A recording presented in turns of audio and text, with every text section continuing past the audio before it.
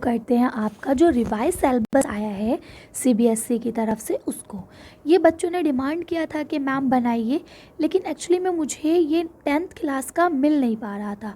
अब मुझे मिला इसलिए मैं आज अपलोड कर रही हूँ, आप लोग इसे देख लें। मैं 9th 11th और 12th का भी अपलोड कर दूँगी जल्दी, ठीक है। चलिए अभी हम लोग 10th का सिलेबस देख लेते हैं कि क्या चीज़ हमारी आएगी और क्या चीज़ हटा दी गई है। चलिए शुरू करते हैं। तो अब अगर आप देखें तो देखिए यहाँ लिखा है कि 20 और 21 के लिए ही ये सिलेबस है, ऑनवर्ड नहीं है। यानी जब कोरोना ठीक हो जाएगा तो हो सकता है कि जो ये इसमें कट कर रहे हैं वो इसे ऐड कर लें, ठीक है। चलिए अब हम देखते हैं कि पार्ट ए में 40 मार्क्स के एमसीक्यू क्या होता है, मल्टीपल चॉइस क्वेश्चंस, ठीक है। और 20 मार्क्स का आपको रीडिंग आएगा, ग्रामर वगैरह आएगा, ठीक है। चलिए अब हम लोग देख लेते हैं कि इसमें हमें करना क्या है। तो इन्होंने पहले आपको ग्रामर भी नहीं बल्कि राइटिंग पोर्शन दिया है। तो राइटिंग पोर्शन में क्या दिया आपको कि इसमें दो गैर दरसी इक़्तिबासात, यानी कि वो इक़्तिबासात जो आपकी बुक में शामिल नहीं है, जिसे हम इंग्लिश में क्या बोलेंगे, अनसीन पैसेज, ठीक है। यानी कि जो आपने कभी पढ़े नहीं है, उसमें एक नसरी और एक शेरी होगा, यानी एक कहानी होगी और एक गज़ल या नज़्म टाइप की होगी, ठीक है। दिए जाएंगे दोनों इक़्तिबासात 5-5 नंबर के होंगे, यानी कि दोनों इक़्तिबास जो है वो आपके 5-5 नंबर के होंगे।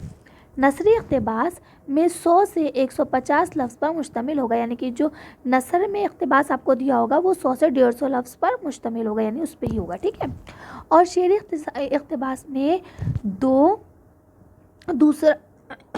शेरी इक़्तिबास में दूसरा 5 शेर दिए जाएंगे, ठीक है। यानी कि उसमें जो है 2 या 5 जो है ना वो अशार दिए जाएंगे, ज़्यादा अशार नहीं दिए जाएंगे आपको, ठीक है।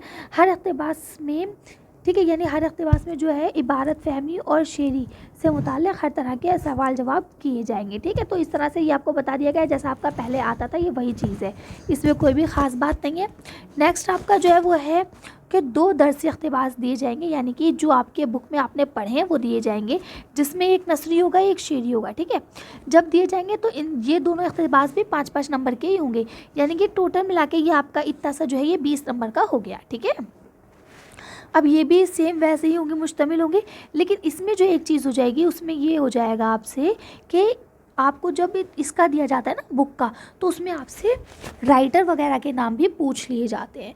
तो आप इस चीज़ का ख़ास ख्याल रखेंगे कि जब भी आपको नज़्म का या नसर का बुक से कोई इक़्तिबास आता है तो उसके लिए आप लोग अपने राइटर्स वगैरह को साथ के साथ याद करते चलें, ठीक है, कि किसने वो चैप्टर जो है वो किसने लिखा है, ठीक।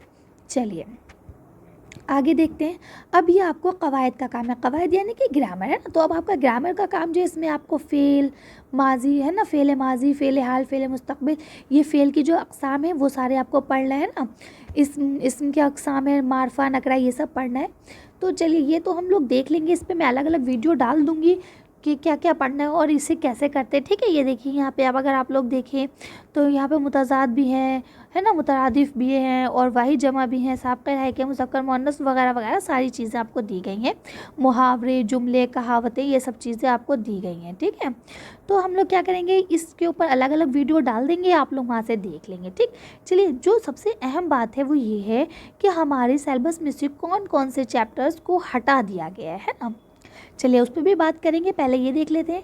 ये आपका जो हिस्सा है ये आपका तहरीरी हिस्सा है। तहरीरी हिस्सा का मतलब ये, इसमें आपको ऐसे राइटिंग्स और खतूत वगैरह लिखने होते हैं, ठीक है, ख़त निगारी वगैरह करते हैं, ठीक। चलिए अब हम लोग देख लेते हैं इसमें क्या बताया। इसमें इन्होंने बताया है कि जो इसमें सवाल आएंगे वो कितने होंगे, 40 नंबर के होंगे, जिसमें 2, 3, 4, 5 नंबर वाले सवाल ज़्यादा होंगे, ठीक है।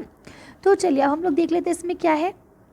इसमें बोलते हैं कि आपको कम से कम 250 लफ्ज़ों पर मुश्तमिल एक मज़मून लिखवाया जाएगा, यानी कि आपको एक ऐसे लिखना होगा जो कम से कम 250 लफ्ज़ों पर मुश्तमिल हो, ठीक है। उसके जो उन्वानात हैं यानी कि जो उसके टॉपिक्स हैं वो क्या है, छुट्टी के बाद स्कूल का पहला दिन, आप इस पे ऐसे लिखेंगे।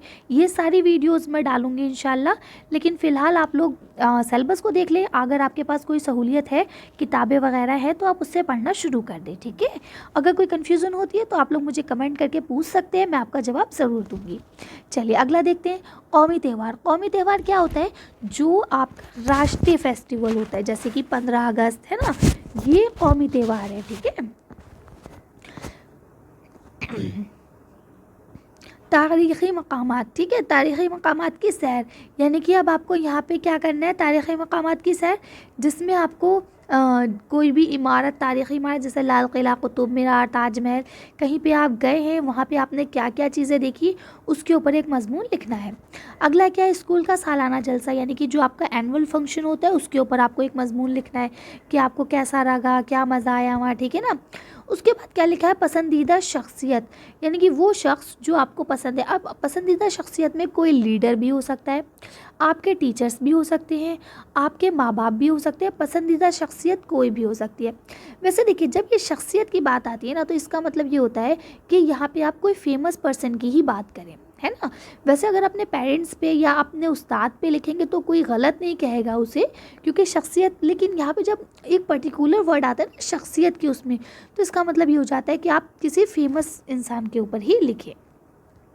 चलिए अगला हम लोग देख लेते हैं क्या है कि सेहत और खेल कूद, यानी कि किस तरह से खेल कूद हमें सेहतमंद रहने में मदद करते हैं, इसके ऊपर भी आपको लिखना है वगैरह। यानी इसके अलावा भी आ सकते हैं, क्योंकि जाहिर सी बात है आप लोग 10th क्लास में, आपसे ये उम्मीद की जाती है कि अगर आपको किसी भी टॉपिक पे ऐसे लिखने को दिया जाए तो आप फटाफट लिख लें, ठीक है।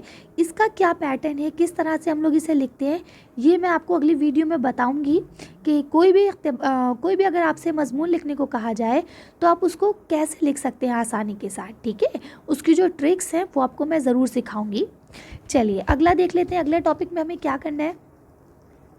अगला टॉपिक है आपका दरख्वास्त या खुतूत निगारी, ठीक है। तो अब देखिए, दरख्वास्त या खुतूत निगारी दो अलग अलग चीज़ें हो जाती हैं, ठीक है। दरख्वास्त जो होती है वो हम किसी ऑफिशियल बंदे को करते हैं, जैसे कि प्रिंसिपल हो गए, है ना, म्यूनसिपैलिटी के हेड हो गए, या सफाई डिपार्टमेंट हो गया, इस तरह से किसी को करते हैं, ठीक है। और ख़त जो होते हैं वो अपने निजी लोगों को लिखे जाते हैं, जैसे माँ बाप, भाई बहन, ठीक है। देख लेते हैं हम। अब आपके जो खतूत आएंगे उसमें आपको क्या क्या लिखना है। देखिए आपके जो खतूत है उसमें आपको फ़ीस माफ़ी, सेक्शन तब बदलने, यानी कि सेक्शन चेंज कराना है, ठीक है। किसी तकरीब में शिरकत की इजाज़त, यानी कि किसी पार्टी जो होते हैं आपके कॉम्पिटिशन्स वगैरह उसमें जाने की, है ना, और छुट्टी वगैरह। तो इस तरह से आप ये प्रिंसिपल वगैरह को लिखते हैं हम, है ना। अब अगला आपका जो नेक्स्ट है वो कौन से हैं, वो खतूत हैं। तो अब खतूत जो होते हैं वो हमेशा निजी होते हैं, इसमें जैसे वालिद यानी कि पापा, वालदा यानी कि माँ, है ना, भाई बहन, दोस्त, अहबाब, अहबाब माने भी होता है जो आपके बहुत ज़्यादा करीबी लोग हों, है ना, वगैरह के नाम लिखा जाते हैं। अब क्या होता है दफ्तरी, दफ्तरी किसे कहते हैं, जो हम लोग मोहल्ले की सफाई के लिए या सोसाइटी के लिए या कम्युनिटी के लिए इस तरह से जो खतूत लिखे जाते हैं उनको कहा जाता है कि ये दफ्तरी ख़त है। जैसे यहाँ गाँव, सोसाइटी, है ना, सेहत या दीगर मसाइल के मुतालिक जो लिखे जाए। चलिए ये भी हो गया। अब आ जाते हैं आपका जो मेन मुद्दा है वही वाली बात, ठीक है, कि दरसी किताब के असबाक से मुतालिक नोट, ठीक है। असबाक यानी सबक की जमा, ठीक है। तो अब क्या दिया गया है कि दरसी किताब में दिए गए नसरी असबाक का खुलासा, मरकज़ी ख़याल, ठीक है। यानी कि देखिए अब यहाँ पे जो ये कहना चाह रहे हैं ना, इसमें ये कहना चाह रहे हैं कि आपको जो क्वेश्चंस आएंगे वो सबक का खुलासा भी आ सकता है, या सबक का मरकज़ी ख़याल क्या है, क्या कहना चाह रहा है सबक में राइटर है, जो मतलब आपके मुसन्निफ़ हैं या जो आपके शायर हैं, वो उस नज़्म में या उस गज़ल में क्या कहना चाह रहे हैं, आपसे ये भी पूछा जा सकता है, ठीक है। जिसमें जो सबसे ज़्यादा अहमियत के हामिल है वो आपके मुंशी प्रेमचंद है, ये नस्र में है, ठीक है। तो इस तरह से आप लोग इनकी जो कहते हैं ना बायोग्राफी जिसे हम लोग बोलते हैं इंग्लिश में, जो इनकी शुरू में सवानें दी जाती है इनके बारे में आप उसको पढ़ लेंगे, ठीक है। इसके अलावा देखिए ये सारी चीज़ें आपको बता दिया गया है कि किस तरह से ये सब चीज़ें के दरसी किताब में दिए गए अशार जो असबाक में से हैं, यानी कि शेर भी आएंगे और आपसे कहा जाएगा कि आप उस शेर की तशरीह करें, ठीक है ना। कि इस मतलब एक तरह से आपको 2 शेर दे दिए जाएंगे या फिर 2 मिसरे दे दिए जाएंगे, यानी एक शेर दे दिया जाएगा और कहा जाएगा बताइए इस शेर में जो है शायर क्या कहना चाह रहा है, ठीक है ना। तो अब जो अहम शायर हैं उसमें जो सबसे अहम है वो तो आपके हो गए मिर्ज़ा गालिब, ठीक है। इसके अलावा इस्माइल मेरठी, साहिल लुधियानवी भी है। अब इनकी क्या हालात ज़िंदगी वही बायोग्राफी हो गई, ठीक है। इसके उन्वान से भी आ सकता है क्वेश्चन। चलिए अब आपका नेक्स्ट आता है कि हमें दरसी किताब में से पढ़ना क्या क्या है। तो क्योंकि आप लोग 10th क्लास के हैं तो देखिए आपका यह लिखा है ना जान पहचान हिस्सा 5 10वीं जमात के लिए, ठीक है। कवायद वगैरह आपको दिया गया। इसके बाद यहाँ देखिए नोट दिया गया। नोट में क्या लिखते हैं, सानवी ज़बान की दरसी किताब मदरजा ज़ेर अक़बास से सवालात नहीं किए जाएंगे। यानी कि जो यहाँ से आपको ये यहाँ तक चैप्टर दिए गए हैं, ये चैप्टर आपके सिलेबस से फ़िलहाल के लिए यानी कि 2020 और 21 के जो स्टूडेंट्स हैं उनके लिए ये हटा दिए गए हैं, यानी उनको ये सबक जो है वो पढ़ना नहीं है। चलिए अब हम लोग देख लेते हैं कि इसमें सबक कौन कौन से हैं। सबसे पहले है आपका सबक नंबर 2 बेतकल्लुफ़ी, ठीक है। इसके बाद है आपका सबक नंबर 9 खुदा के नाम ख़त। इसके बाद है आपका सबक नंबर 12 आदमी की कहानी। इसके बाद है आपका सबक नंबर 20 इंटरनेट, ठीक है। इसके बाद है आपका सबक नंबर 18 काट का घोड़ा, ठीक है। इसके बाद नज़्म आपका है एक नज़्म आएगी, उसमें क्या है देखिए हटाई गई है, ये है सबक नंबर 22 कदम बढ़ाओ दोस्तों। तो इस तरह से अगर देखा जाए तो 1 2 3 4 5 और 6 चैप्टर आपके उससे हटा दिए गए। टोटल मिला के शायद आपके उसमें 22 या 20 चैप्टर्स हैं, उसमें से आपके 6 चैप्टर हटा दिए गए हैं, ठीक है। तो आप लोग इसी हिसाब से अपनी तैयारी करेंगे। और आज की वीडियो में बस इतना ही। तो इस तरह से आपका जो ये सारा सिलेबस है ये मैंने बता दिया है, और इसमें जो भी चीज़ें हैं उन सब की मैं वीडियो भी टाइम टू टाइम डालती रहूँगी, आप लोग मेरे चैनल से देख सकते हैं। आपकी सहूलियत के लिए मैंने अलग अलग प्लेलिस्ट बना दी है क्लास के अकॉर्डिंग, आप लोग वहाँ से जाके ले सकते हैं। तो आज की वीडियो में बस इतना ही। अगर आपको हमारी वीडियो पसंद आई हो तो प्लीज़ हमारी वीडियो को लाइक और शेयर करें। अगर अभी तक आपने हमारे चैनल को सब्सक्राइब नहीं करा तो प्लीज़ हमारे चैनल को सब्सक्राइब करें। Thank you for watching.